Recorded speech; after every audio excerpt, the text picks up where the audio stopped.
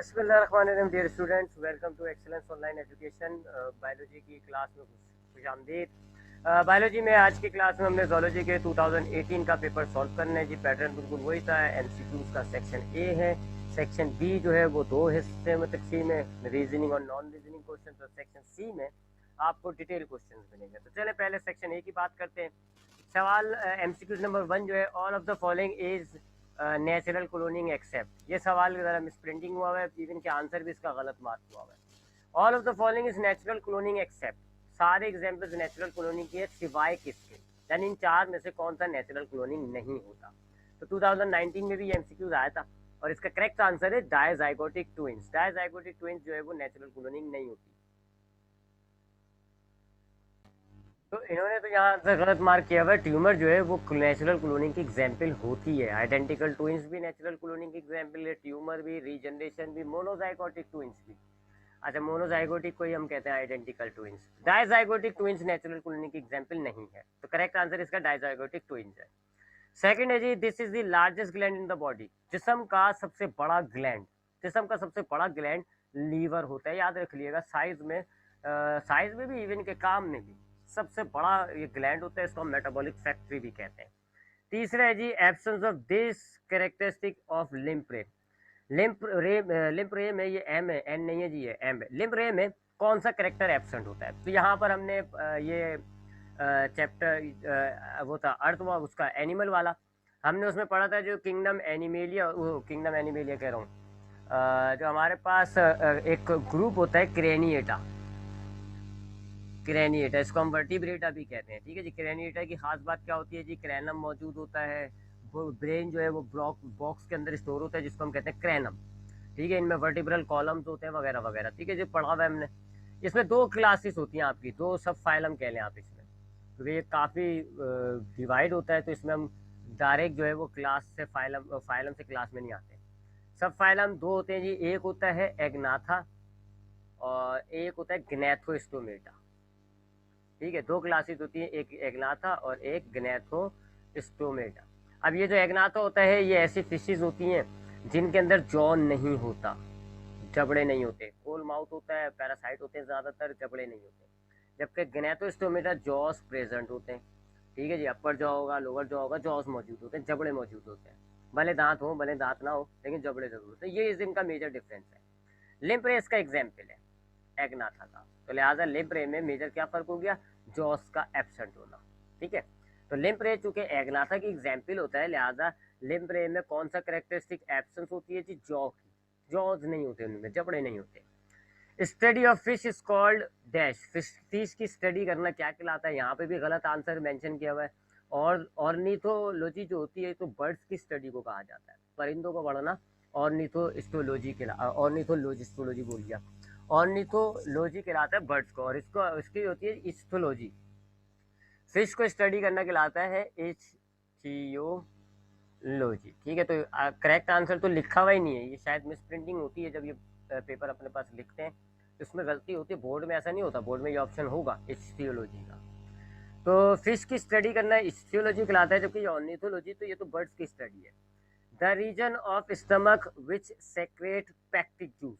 Pectic juice जो है, sorry, gastric juice जो है, वो कौन सा हिस्सा जो है स्टमक का कौन सा हिस्सा जो है वो डिस्चार्ज कर रहा होता है? तो पाइलोरिक रीजन जो होता है, जिनको ऊपर वाला एक होता है कार्डियक रीजन होता है सबसे स्टार्ट का, फिर बीच का फंडस होता है, नीचे वाला पाइलोरिक। तो पाइलोरिक रीजन जो है वो डिस्चार्ज करता है। फिर अगला है जी, this organism is found in the seminal vesicle of earthworm. Earthworm की जो सेमिनल वेसिकल होती है, उसमें इनमें से कौन सा वाला जो है ऑर्गेनिज्म पाया जाता है? सेमिनल वेसिकल जो है वो रिप्रोडक्टिव सिस्टम का पार्ट होता है। अर्थवॉर्म की जो रिप्रोडक्टिव नाली होती है सेमिनल वेसिकल के नाम से, वहाँ एक ऑर्गेनिज्म होता है मोनोसाइटिस। तो मोनोसिस्टिस जो है वो वहाँ पाया जाता है। उसके बाद अगला है जी 7, this carbohydrate is found in milk only. Milk में कौन सा कार्बोहाइड्रेट पाया जाता है? 2019 में हमारे पास ये आया था जी कि फ्रूट में कौन सा कार्बोहाइड्रेट होता है, तो उसका जवाब था फ्रक्टोज। और मिल्क में कौन सा होता है? लैक्टोज, डाइसैक्राइड होता है। ठीक है, तो लैक्टोज जो है वो मिल्क में पाया जाता है। RBC contain dash enzyme. RBC में कौन सा एंजाइम मौजूद होता है? कार्बोनिक एनहाइड्रेस होता है जी। कार्बोनिक एनहाइड्रेस आपको याद होगा, कल हमने बात की थी गैसेस एक्सचेंज के चैप्टर में। कि हमारे पास जो है आरबीसी या जो आरबीसी के अंदर जो वाटर होता है, रेड ब्लड सेल्स के अंदर जो वाटर वगैरह होता है, ये कार्बन डाइऑक्साइड को कैरी करता है, ट्रांसपोर्ट करता है। कैसे? कार्बोहाइड्रेट के साथ, कार्बन डाइऑक्साइड के साथ वाटर को मिला के कार्बोनिक एसिड बनाता है। अब इसी रिएक्शन के लिए जो एंजाइम चाहिए होता है वो ये होता है कार्बोनिक एनहाइड्रेस। तो ये कार्बोनिक एनहाइड्रेस आरबीसी में पाया जाता है, जिसकी वजह से कार्बन डाइऑक्साइड वाटर से कंबाइन होकर कार्बोनिक एसिड बन जाती है। ठीक है, तो आरबीसी में कौन सा एंजाइम है? Carbonic anhydrase. Heart beat, 1 minute में एक हेल्दी पर्सन की हार्ट बीट कितनी होती है? इसको हम हार्ट रेट कहते हैं। हार्ट रेट क्या होता है जी? Heart beat, number of heart beats per minute, यानी 1 मिनट में इंसान का दिल कितनी दफ़ा धड़क रहा है। तो वैसे एक्चुअल है जी 72 टाइम्स, यहाँ गलत मार्क हुआ है, 62 नहीं है जी, 72 टाइम्स जो है एक नॉर्मल हेल्दी पर्सन का हार्ट 72 टाइम्स जो है वो 1 मिनट में बीट करता है। तो करेक्ट आंसर इसमें 72 है। सेक्स हार्मोन्स आर क्लासिफाइड, ये तो हमारे पास 2019 में भी आया था। जो सेक्स हार्मोन्स होते हैं, ह्यूमन सेक्स हार्मोन्स, वो लिपिड्स की एक टाइप होती है, स्टीरॉइड्स, उससे बने हुए होते हैं। ठीक है जी। अब उसके बाद नीचे पूछा जा रहा है जी the giving diagram of the structure of protein. आपके पास जो डायग्राम बनी हुई है ये प्रोटीन के किस स्ट्रक्चर से है, यानी कि इसकी टाइप बतानी है आपको प्रोटीन की। तो प्रोटीन की टाइप्स हमने पढ़ी थी, हमारे पास 4 किस्म की टाइप्स होती हैं, प्राइमरी, सेकेंडरी, टर्शरी और क्वाटरनरी। प्राइमरी प्रोटीन क्या होती है जी? अगर चेन की फॉर्म में अमाइनो एसिड जुड़े हुए होते हैं, एक स्ट्रेट चेन, तो ये होती है प्राइमरी। अगर ये चेन एक दफ़ा ऐसे टर्न खा रही होती है तो ये कहलाती है सेकेंडरी। अगर फिर ये चेन जो है सेकेंडरी टर्न भी खा रही है ऐसे, और फिर पूरी पूरी एक और टर्न पूरी पूरी भी मुड़ रही है ऐसे, अब देखें आप डबल टर्निंग हो रही है जी। एक तो वैसे भी सेकेंडरी की तरह ये ऐसे घूम रही है और फिर पूरी पूरी भी घूम रही है, तो ये होती है टर्शरी। और इस जैसी अगर एक टर्शरी ये है आपके पास, एक टर्शरी ये है, एक टर्शरी ये है, 3-4 टर्शरी अगर आप मिला लें तो ये क्वाटरनरी प्रोटीन होता है। तो डायग्राम में हमें ये वाला शो किया हुआ है सेकेंडरी, देख लें तो डायग्राम में हमारे पास कौन सा है जी? सेकेंडरी। नेक्स्ट है जी लार्वा ऑफ एकिनोडर्म्स, क्या कहलाते हैं जी? फाइलम एकिनोडर्मेटा के जो लार्वा होते हैं उनको हम कहते हैं बाइपेनरी लार्वा।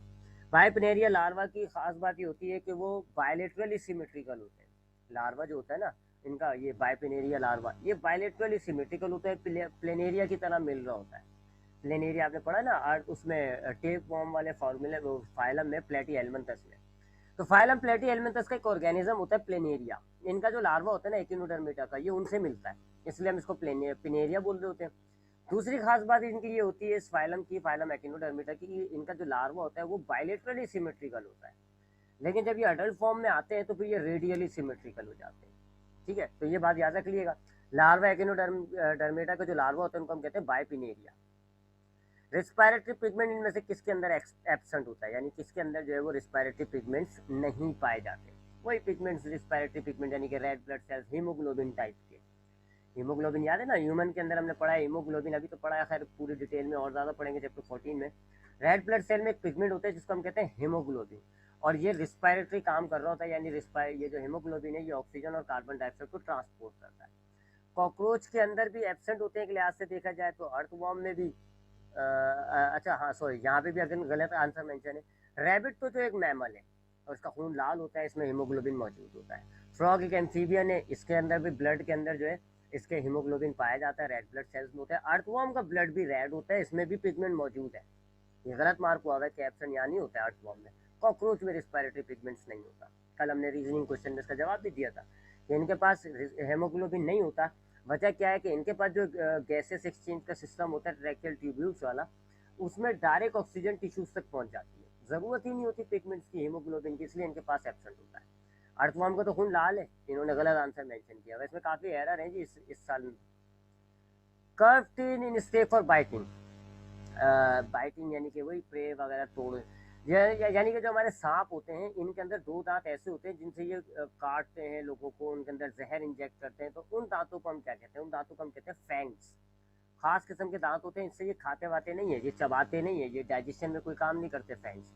फैंग्स का काम होता है कि ये ऑर्गेनिज्म को, अपने प्रे को उसके फैंग्स की मदद से उसमें इंजेक्ट करते हैं क्या चीज़? अपना पॉइजन। तो जो कर्व टीथ होते हैं स्नेक में उनको हम कहते हैं fangs. The fish heart consist of, fish का जो दिल होता है उसमें कितने, जाहिर बात है वही वैन चैम्बर्स पूछ रहे होंगे, तो ये मैंने आपको कल एक्सप्लेन किया था, 2 चैम्बर्स। 2 चैम्बर वाला हार्ट फिश का होता है, 3 चैम्बर वाला एम्फीबियंस का होता है, 4 चैम्बर वाला जो है वो ह्यूमंस का होता है। रिकरेंट अटैक्स ऑफ ब्रीथलेसनेस, जी हमने रिस्पायरेटरी डिसऑर्डर में पढ़ा है कि अगर हमें सांस उखड़ना, ब्रीथलेसनेस का मतलब होता है सांस उखड़ना, बार बार इसका जो है अटैक आता रहता है, इसको हम कहते हैं एस्थेमा। ठीक है, एस्थेमा इसका करेक्ट आंसर है, या तो मेंशन ही नहीं हुआ हुआ, एस्थेमा इज द करेक्ट आंसर।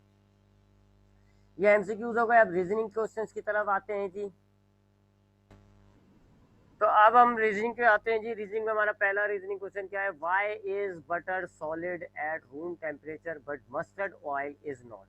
पूछा जा रहा है कि जी बटर यानी कि मक्खन जो है वो सॉलिड होता है रूम टेम्परेचर पे, हालांकि मस्टर्ड ऑयल जो है वो तेल होता है, लिक्विड होता है, यानी कि वो लिक्विड की फॉर्म में होता है। तो क्यों, हालांकि दोनों लिपिड्स हैं? तो इसका जवाब है जी, लिपिड्स के हमारे पास दो टाइप्स होती हैं, एक सैचुरेटेड और एक अनसैचुरेटेड। सैचुरेटेड वो होते हैं जिनमें डबल बॉन्ड्स नहीं होते, और अनसैचुरेटेड वो होते हैं जिनमें डबल बॉन्ड्स मौजूद होते हैं। तो यही फर्क है जिसकी वजह से ये सॉलिड और लिक्विड हो पा रहा है।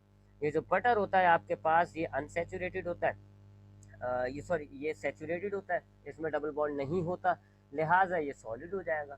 जबकि जो ऑयल होता है वो अनसैचुरेटेड होता है, इनमें डबल बॉन्ड्स मौजूद होते हैं, लिहाजा ये क्या हो जाएगा? ये लिक्विड हो जाएगा। तो दैट इज द रीजन के butter do not has double bond, that is why they are solid, and mustard oil does contains double bond, so they are liquid। Second question क्या है जी? व्हाई इज टायरिया नहीं है, ये taenia है, taenia solium यानी कि वो tape bomb, not digested in the intestine of human. ये जो टाइनिया सोलियम है यानी कि टेप बॉम्ब जो है, ये इंसान की आंतों में, इंटेस्टाइन में डाइजेस्ट ही नहीं हो रहा था, क्योंकि ये पैरासाइटिक होता है। हमने पढ़ा है कि इसने पैरासाइटिक एडाप्टेशंस की भी होती हैं, बल्कि आपको इसका पूरा जवाब मैंने लिख के भी दिया हुआ है नोट्स में कि what are the parasitic adaptations of platyhelminthes. तो ये प्लेटीहेल्मिन्थस का ऑर्गेनिज्म होता है टेप वर्म, और इसने अपने अंदर पैरासाइटिक एडॉप्टेशंस की हुई होती हैं, ऐसी चीज़ें अपनी अपनी बॉडी में ऐसी चीज़ें डेवलप करके बैठा हुआ होता है जिससे ये अपने जो होस्ट होता है उससे बच सके। मिसाल के तौर पे ये जो है इसकी पूरी बॉडी पे कवरिंग चढ़ी हुई होती है, जिससे ये इस पे जो है होस्ट के एंजाइम एक्ट नहीं करते, इसको डाइजेस्ट करने के लिए। तो यहाँ पे डाइजेस्ट की बात करें ना, तो डाइजेस्ट करने के लिए जो एंजाइम्स होते हैं वो कवरिंग की वजह से इसको डाइजेस्ट ही नहीं कर सकते। उसके अलावा ये कुछ ऐसे एंजाइम्स भी खारिज कर रहा होता है, एंटी एंजाइम्स, जो डाइजेस्टिव एंजाइम्स को न्यूट्रलाइज करते हैं। तो इन दो तरीकों से ये अपने आप को डाइजेस्ट होने से बचा लेता है। Why can eagle fly and penguin can not? Eagle जो है वो फ्लाई कर जाती है जबकि पेंगुइन फ्लाई नहीं करता, हालांकि दोनों के पास पर मौजूद है, क्यों? तो इसका जवाब है जी, हमारे पास बर्ड की जो क्लास थी उसमें दो क्लासेस होती है, रेटिटी और कैरिनिटा।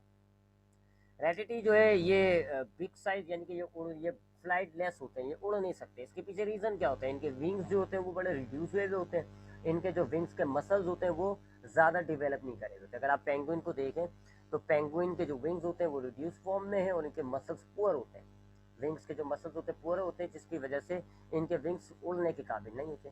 जबकि जो दूसरी क्लास होती है कैरिनेटी, उनमें जो विंग्स के मसल्स होते हैं वो हाईली डेवलप होते हैं, और विंग्स भी बड़े अच्छे डेवलप हुए होते हैं, जिसकी वजह से वो उड़ सकते हैं। तो यही रीज़न आप डाल दिएगा, बस क्लास के नाम के बजाय इन ऑर्गेनिजम्स के नाम लिख दिएगा।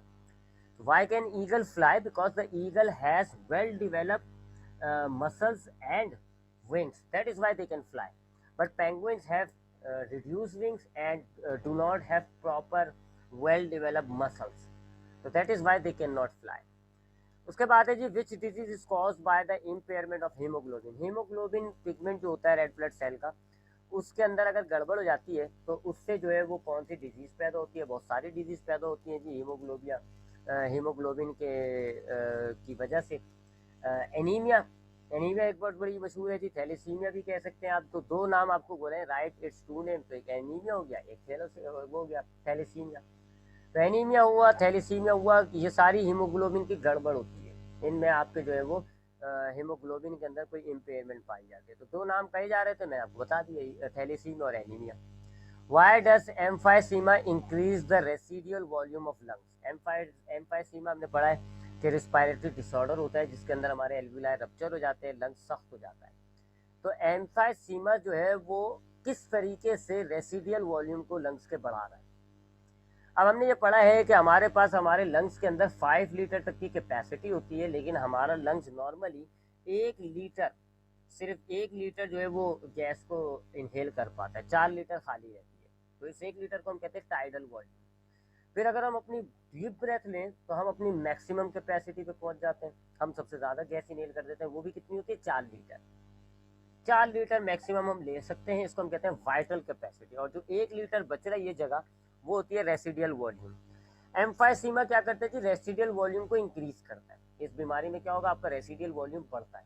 वजह पूछ रहे हैं, वजह यह है कि एम्फाइसीमा में आपका लंग डैमेज होता है, तो आप सही तरीके से इनहेल नहीं कर पा रहे होते, ब्रेथलेसनेस हो रही होती है, आप सही इनहेल नहीं कर पा रहे। तो आप सही इनहेल नहीं कर पा रहे तो आपकी वाइटल कैपेसिटी कम हो गई, आप गैस अंदर नहीं ले पा रहे, आपके लंग ज़्यादातर खाली है, और खाली हिस्से को तो आप कह रहे हो रेसिडियल वॉल्यूम। तो एम्फाइसीमा की वजह से आपकी इनहेल कैपेसिटी मुतासिर हो जाती है, आप ज़्यादा एयर अंदर नहीं ले पा रहे। अब आप ज़्यादा अंदर नहीं ले पा रहे तो जो बची हुई जगह है उसी को तो हम रेसिडियल वॉल्यूम कहते हैं। तो ये इसका रीज़न हो गया। Why is liver called metabolic factory, इसका तो जवाब मैंने आपको पिछले पेपर में भी दिया था। मेटाबॉलिक फैक्ट्री क्यों कहा जाता है, बिकॉज के लीवर जो है एक साइट है जहाँ पे बहुत सारे मेटाबॉलिक रिएक्शन हो रहे होते हैं। 2-4 नाम एग्जाम्पल्स में लिख दिएगा, जैसे डीअमाइनेशन होता है, डेटॉक्सिफिकेशन होता है, स्टोरेज ऑफ फूड होता है, ठीक है जी, डिस्ट्रक्शन ऑफ आरबीसीज होता है। तो ये सारे प्रोसेस जो होते हैं ये हमारे चूंकि लीवर में हो रहे होते हैं, इसलिए हम इसको मेटाबॉलिक फैक्ट्री कहते हैं। हाउ इज द, अगला है जी 7, how is the enzymes activity affected by pH and temperature. Enzyme की जो एक्टिविटी होती है वो टेम्परेचर और पीएच से कैसे मुतासिर होती है। तो टेम्परेचर से कैसे मुतासिर होती है जी, कि हर एंजाइम जो है वो एक खास टेम्परेचर पर काम कर सकता है, उसको हम कहते हैं कि उस एंजाइम का ऑप्टिमम टेम्परेचर है। अगर आपके एंजाइम का ऑप्टिमम टेम्परेचर है, आप उस टेम्परेचर से इंक्रीज या डिक्रीज करते हो तो आपके एंजाइम की एक्टिविटी इंक्रीज या डिक्रीज होना शुरू हो जाती है, बल्कि डिक्रीज ही होती है दोनों सूत्रों में। एक अगर नॉर्मली जनरल बात करें तो हमारे पास जो एंजाइम की ऑप्टिमम टेम्परेचर होता है वो तकरीबन 37 डिग्री होता है। अगर आप 37 से ज़्यादा भी करोगे, कम भी करोगे, तो हमारे एंजाइम्स की जो एक्टिविटी है वो मुतासिर होना शुरू हो जाती है। 100 तक पे लेके जाओगे तो एंजाइम डैमेज हो जाता है, और अगर कम करके 0 पे ले आओ तो एंजाइम की एक्टिविटी तो रुक जाती है लेकिन एंजाइम डैमेज नहीं होता। ये तो इसकी एक्टिविटी ऐसे इफेक्ट हो रहा है जी एंजाइम का। अब हमें बताना है how is the effect enzymes activity affected by pH, pH से कैसे मुतासिर हो रही होती है। तो जिस तरह टेम्परेचर होता है इसी तरीके से हर एंजाइम का एक स्पेशलाइज्ड पीएच रीजन होता है। हर एंजाइम एक खास पीएच पर काम कर रहा होता है। कुछ एंजाइम्स होते हैं वो एसिडिक होते हैं, वो एसिडिक एनवायरनमेंट में काम करते हैं। एसिडिक एनवायरनमेंट मिलेगा, जैसे पेप्सिन जो होता है वो एसिडिक एनवायरनमेंट में काम करता है, आपके स्टमक में HCl मौजूद होता है, एसिड है वो। तो पीएच जो है वो काम कर रहा है, इसका मतलब है पीएच जो है पेप्सिन जो है वो एसिडिक एनवायरनमेंट में काम करता है। तो हर इसी तरह कुछ बेसिक एनवायरनमेंट में काम करते हैं। अगर आप एसिडिक एनवायरनमेंट वाले एंजाइम को बेसिक एनवायरनमेंट में ले जाएंगे तो वो काम नहीं करेगा, रुक जाएगा। तो ऐसे जो है हर एंजाइम का अपना एक पीएच लेवल होता है। वाई आर एम्फीबियंस, अगला है why are amphibians unsuccessful vertebrates. आप एम्फीबियंस को अनसक्सेसफुल क्यों कहते हो, ये भी मैं आपको रीजन बता चुका हूँ, नोट्स में भी मौजूद है। ये वाटर डिपेंडेंट होते हैं जी फर्टिलाइजेशन के लिए, अंदर फर्टिलाइजेशन में गैमेट डिस्चार्ज के अंदर, और काफ़ी मामलों में इनको वाटर की ज़रूरत होती है। तो ये इसलिए जो है इनको अनसक्सेसफुल लैंड वर्टिब्रेट्स कहा जाता है। सक्सेसफुल तो वो होते हैं जो अपने आप को मुकम्मल तौर पर पानी से आज़ाद कर चुके होते हैं, किसी भी मामले में उनको पानी की ज़रूरत नहीं होती, वो पीने वाली बात और है, बाकी किसी में। ये थे रीजनिंग क्वेश्चंस। ये अब नॉन रीजनिंग क्वेश्चंस की तरफ आते हैं। Right any 4 characters of enzymes, enzymes के 4 कैरेक्टरिस्टिक्स लिखने हैं जी।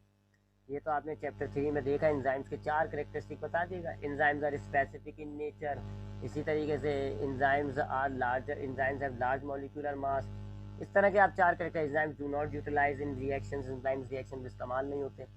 अगला है जी डिफरेंशिएट बिटवीन डीएनए और आरएनए। आरएनए और डीएनए के दरमियान आपको फर्क बताना है, ये चैप्टर 2 से है जी। बायोलॉजिकल मॉलिक्यूल्स, डीएनए और आरएनए में बहुत सारे डिफरेंसेस होते हैं। डीएनए में जो शुगर होती है वो डीऑक्सीराइबोज होती है, आरएनए में जो शुगर होती है वो राइबोज होती है। डीएनए में जो है वो सिंगल स्ट्रैंड होती है, आरएनए में डबल स्ट्रैंड होती है। डीएनए जेनेटिक मटेरियल्स को, जेनेटिक मालूमात स्टोर करता है, जबकि आरएनए प्रोटीन सिंथेसिस में काम आता है। डीएनए में जो है कौन कौन से नाइट्रोजन बेस होते हैं, एडिनाइन, ग्यूनाइन, थायमाइन और साइटोसाइन, जबकि आरएनए में एडिनाइन, ग्यूनाइन, थायमाइन की जगह यूरासिल होता है और साइटोसाइन। उसके बाद नीचे वाले देखें जी, which function is perform by X and Y in the given diagram. अब इस डायग्राम में एक्स और वाई कौन सा फंक्शन परफॉर्म कर रहा है। ये एमीबा बना हुआ है जी, ठीक है, एमीबा बना हुआ है, लेकिन डायग्राम इतनी क्लियर नहीं है कि मैं आपको एग्जैक्ट देख के बता सकूं, ठीक है जी। तो मुझे तो एग्जैक्ट नज़र नहीं आ रहा, लेकिन अगर हम ऐसे अंदाज़ा लगाएं, पेपर में आपकी डायग्राम बड़ी साफ़ सुथरी बनी हुई होती है। अगर हम अंदाज़ा लगाएं तो ये न्यूट्रिशन वाला मामला दिखाया जा रहा है। यहाँ से फूड पार्टिकल इंजेक्ट हुए जी, यहाँ पर ये इंजेक्ट करके इसमें मेम्ब्रेन चढ़ गई और ये बन गया आपका क्या नाम है फूड वैक्यूल। अब यहाँ पर क्या होता है जी, यहाँ लाइसोसोम्स अटैच हो जाते हैं और यहाँ पर डाइजेशन स्टार्ट होना शुरू हो जाती है, और यहाँ पे क्या होता है एब्जॉर्प्शन शुरू हो जाती है, फिर ये एसिमिलेशन होता है जी, ऐसे कैनाल्स निकलती हैं और फैलना शुरू होता है। तो यहाँ हो रही है डाइजेशन बाय लाइसोजाइम्स, और यहाँ हो रही है जी एब्जॉर्प्शन। तो हम कहेंगे जी in X there is digestion, in Y there is absorption. यहाँ एसिमिलेशन हो रही है, यहाँ इजेक्शन हो रही है। Differentiate between bony fishes and cartilaginous fishes. Bony और कार्टिलेजिस फिशेज में आपको डिफरेंस बताना है जी, ये भी आपके पास नोट्स में मौजूद है। बूनी फिशेज का जो एंडोस्केलेटन होता है वो बोन से बना होता है, कार्टिलेजिस फिशेज का जो एंडोस्केलेटन है वो कार्टिलेजिस से बना होता है। 2-3 डिफरेंसेस याद कर लीजिएगा, लिख लीजिएगा, ये तो आपको ईजी है। Right the symptoms of malaria, ये भी आपके पास आया हुआ है जी, किंगडम जो था किंगडम प्रोक्टोप्टिस्टा में आया हुआ है ना। मलेरिया प्लाज्मोडियम की लाइफ साइकिल पूरा पढ़ी थी, तो वहाँ से कुछ सिम्टम्स याद करके यहाँ लिखिएगा। मलेरिया के सिम्टम्स आपको बताना है, बहुत सारे होते हैं, जैसे ठंड लगना, पसीने आना, बुखार वगैरह वगैरह। डिफ्रेंशिएट बिटवीन आर्टरीज और वेन्स, आर्टरीज और वेन्स के दरमियान डिफ्रेंशिएट करना है जी। ये चैप्टर उपसुलन तो हमने नहीं पढ़ा, लेकिन आर्टरीज और वेन्स बहुत ही कॉमन सी बात है, सबको पता होता है, तो इनके डिफरेंसेस तो आपको पता होंगे, 9th क्लास में भी पढ़े होंगे। आर्टरीज ब्लड लेकर जाती हैं, वेन्स ब्लड लेकर आती हैं। आर्टरीज जो है उनका ल्यूमन जो है वो थोड़ा पतला होता है, और जो वेन्स होता है उनका ल्यूमन पतला होता है, आर्टरीज का थोड़ा मोटा होता है। आर्टरीज की वॉल इलास्टिक होती है ज़्यादा, वेन्स की लेस इलास्टिक होती है। आर्टरी में वॉल नहीं होता, वेन में वॉल होता है। काफ़ी सारे तो मैंने ही बता दिया आपको। What is meant by polymorphism? Explain with example. Polymorphism क्या होता है और उसको एक्सप्लेन करना है जी एग्जाम्पल से। किंगडम एनिमेलिया में जो दूसरा फाइलम हमने पढ़ा था, फाइलम न्यूडेरिया, वहाँ इसकी बात की थी पॉलीमॉर्फिज्म की, और उसकी एग्जाम्पल्स भी बताई थी, उसकी 2 टाइप्स भी बताई हुई थी, तो वो वहाँ से याद कर लिएगा जी, और यहाँ पे लिख लिएगा, ईजी है जी। एनवायरमेंटल बायोलॉजी और बायोटेक्नोलॉजी, बायोलॉजी की 2 ब्रांचेज हैं, पहले चैप्टर में आपको मिलेंगी, यहाँ इनकी डेफिनेशन लिखनी है। तो ये सारे शॉर्ट क्वेश्चन हैं, ईजी हैं जी, बहुत ही ईजी आ रहा है पेपर। लॉन्ग क्वेश्चन की तरफ आते हैं जी। पहला सवाल आपके पास लॉन्ग सेक्शन के अंदर पहला ही है, या यहाँ पर भी कोई है? नहीं, यहाँ से ये पहला ही है। तो फर्स्ट क्वेश्चन क्या है जी? Describe all the cardiovascular disorder in man. ये बिल्कुल आखिरी चैप्टर में आएगा, जिस तरह न्यूट्रिशन चैप्टर में भी आया गैस्ट्रोइंटेस्टाइनल डिसऑर्डर, गैसेस एक्सचेंज के चैप्टर में आया रिस्पायरेटरी सिस्टम के डिसऑर्डर, इसी तरह आखिरी चैप्टर जो है कार्डियोवैस्कुलर सिस्टम का होता है, और उसमें कार्डियोवैस्कुलर डिसऑर्डर आते हैं। तीनों डिसऑर्डर बड़े काम के, न्यूट्रिशन का भी, रिस्पायरेशन का भी, और कार्डियोवैस्कुलर का भी। तो ये वाला सवाल तो आपको याद कराऊंगा इंशाल्लाह। तो ये अभी नोट करें, अगर कर सकते हैं तो कर लें याद, ये इंपॉर्टेंट है, याद कर लिएगा। एमनियोट्स क्या होते हैं जी? Write the characteristic of class Aves and subclass. Amniotes क्या होते हैं, आपको यहाँ ये बताना है कि एमनियोट्स क्या होते हैं, और क्लास एविस के कैरेक्टर्स भी बताने हैं, और साथ साथ उसकी सब क्लासेस भी बतानी है। ये एमनियोट्स वाला सवाल मैंने आपको लिख के दिया हुआ है, आपको इस चैप्टर के जब मैंने नोट्स दिए थे, उसके बाद किंगडम एनिमेलिया के, फिर मैंने आपको एक अलग से पेज भी भेजा था जिसमें मैंने काफ़ी शॉर्ट क्वेश्चंस के आंसर लिखे थे, उसमें ये मैंने जवाब लिखा था आपको। एमनियोट्स वो होते हैं जिनके जो जाइगोट होता है उसके ऊपर एक लेयर चढ़ी हुई होती है, एमनियन लेयर, उससे उसकी हिफाजत होती है। फिर क्लास एविस के आपको कैरेक्टर्स बताना है, उसकी सब क्लासेस बयान करनी है एग्जाम्पल्स के साथ, लॉन्ग है, याद रखिएगा। Describe the silent features of arthropoda or mollusca, classify them and write the characters of any 3 classes with example. दोनों में से किसी एक फाइलम के आपने तमाम कैरेक्टरिस्टिक्स बताने हैं, उनकी क्लासेस के नाम लिखने हैं, और उस क्लासेस में से 3 क्लासेस को आपने उनके कैरेक्टर्स बयान करने हैं और एग्जाम्पल्स देनी है। क्वेश्चन नंबर 5 है जी, कार्बोहाइड्रेट्स को डिफाइन करना है और उसकी टाइप और फंक्शंस बताना है। पूरा कुछ लिखना है जिसमें कार्बोहाइड्रेट का जितना भी आपने बड़ा सा याद किया था वो सारा लिखना होगा। कार्बोहाइड्रेट, इसके मोनोसेक्राइड्स, इसकी टाइप्स में एग्जाम्पल्स, फिर फंक्शंस।